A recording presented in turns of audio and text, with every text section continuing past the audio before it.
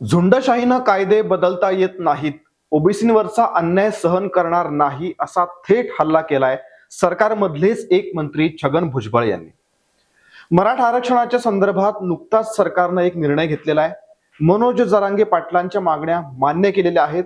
आता त्यानंतर छगन भुजबळ आक्रमक तर झाले आहेतच, पण सरकारला त्यांनी इशारा देखील दिलाय.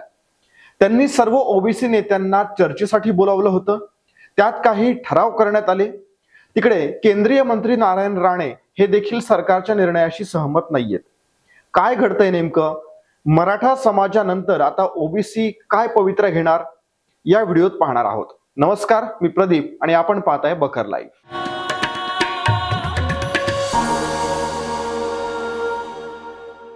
मराठा आरक्षणाच्या संदर्भात मनोज जरांगे पाटलांनी सरकारकडे काही मागण्या केल्या होत्या.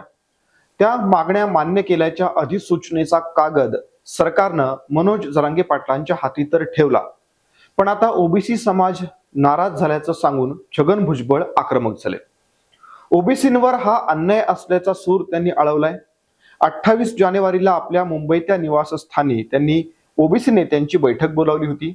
काय ठरलं या बैठकीमध्ये? सर्वात महत्वाचं म्हणजे मागासवर्ग आयोग असेल किंवा न्यायमूर्ती शिंदे समिती, ती बरखास्त करण्यात यावी अशी मागणी त्यांच्यातर्फे करण्यात आलेली आहे. मराठा आरक्षणाच्या संदर्भात जी अधिसूचना काढण्यात आलेली आहे त्यावर लाखोंच्या संख्येनं हरकती नोंदवाव्यात असं या बैठकीमध्ये ठरवण्यात आलेलं आहे. आपल्याला माहितीये, मराठा आरक्षणाचा विषय येतो त्यावेळी छगन भुजबळ त्याला प्रखर विरोध करत असतात. अगदी आपल्याला आठवत असेल की गोपीनाथ मुंडे हयात असताना देखील भुजबळ आणि मुंडे यांच्या संयुक्त सभा देखील होत असत. त्यावेळीही ओबीसीतून मराठा आरक्षणाला विरोध केला जायचा. आताही मराठा समाजाच्या स्वतंत्र आरक्षणाला भुजबळांचा विरोध नाहीये, पण ओबीसींवर आक्रमण नको असं त्यांचं म्हणणं आहे. त्यासाठी सर्वच पक्षाच्या नेत्यांना आपापले मतभेद बाजूला सारून एकत्र येण्याचं आवाहन त्यांनी केलेलं आहे. त्यांचे आक्षेप हेच आहेत की ओबीसी आयोग आता मराठा आयोग झालेला आहे. कुणबी प्रमाणपत्र मराठ्यांना दिली जात आहेत. या सर्व बाबी तत्काळ थांबवण्यात याव्यात अशी त्यांची प्रामुख्यानं मागणी आहे. छगन भुजबळ एवढ्यावरच थांबलेले नाहीयेत. 1 फेब्रुवारीला सर्व जिल्हाधिकारी कार्यालयात जाऊन आपल्या मागण्यांचं निवेदन द्यावं असं आवाहन त्यांनी केलेलं आहे.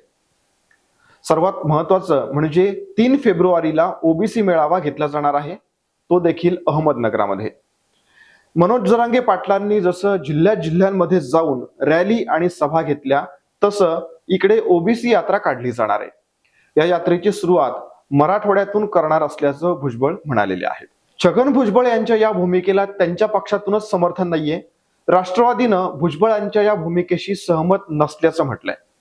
छगन भुजबळ हे समता परिषदेच्या माध्यमातून आधीही ओबीसींच्या हक्कांसाठी आतापर्यंत लढत होतेच, त्यामुळे त्यांची भूमिका म्हणजे काही पक्षाची भूमिका नाहीये असं प्रफुल्ल पटेल यांनी म्हटलेलं आहे.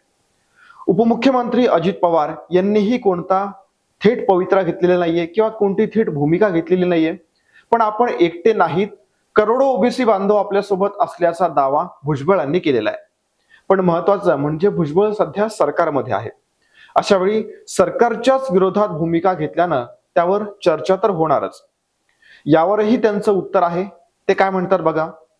आमचं आरक्षण संपवलं जातंय, त्यामुळे त्यावर मी बोलतच राहणार. माझ्यासोबत कुणी असो किंवा नसो, ही लढाई लढतच राहणार. सरकारमधून मला काढायचं असेल तर काढा, पण मागे हटणार नाही असा संताप त्यांनी व्यक्त केलाय.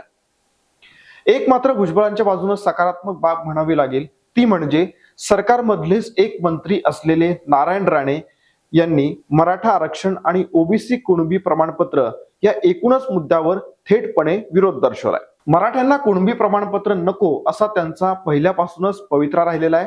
त्याबद्दल त्यांनी थेट भूमिका देखील घेतलेली आहे. झुंडशाहीनं कायदे बदलता येत नाहीत असं म्हणत मागण्या मान्य झाल्या नाहीत तर आंदोलनाचा इशारा छगन भुजबळ यांनी दिलेला आहे. त्यामुळे मागच्या काही दिवसांपासून जरांगे भुजबळ हे जे वाकयुद्ध रंगलं होतं त्याला पूर्णविराम इतक्यात मिळेल अशी शक्यता दिसत नाहीये. मराठा आंदोलनात सर्वच जातीच्या आणि धर्माच्या नागरिकांचा सहभाग आणि पाठिंबा मिळाला होता. आपण सर्वांनी ते पाहिलं होतं. ओबीसी समाजानंही मराठा आरक्षणाला पाठिंबा दिल्याच्या प्रतिक्रिया आपण ऐकलेल्या आहेत. त्यामुळे छगन भुजबळ यांना ओबीसी कसा प्रतिसाद देतात ते येत्या काळात समजणार आहे. हा व्हिडिओ आवडला असेल तर लाईक करा, शेअर करा, चॅनलला सबस्क्राईब करा. तुमच्या प्रतिक्रिया महत्त्वाच्या आहेत, त्यामुळे कमेंट नक्की करा. त्याचबरोबर आमच्या फेसबुक, एक्स आणि इंस्टाग्राम पेजला फॉलो करायला विसरू नका. धन्यवाद.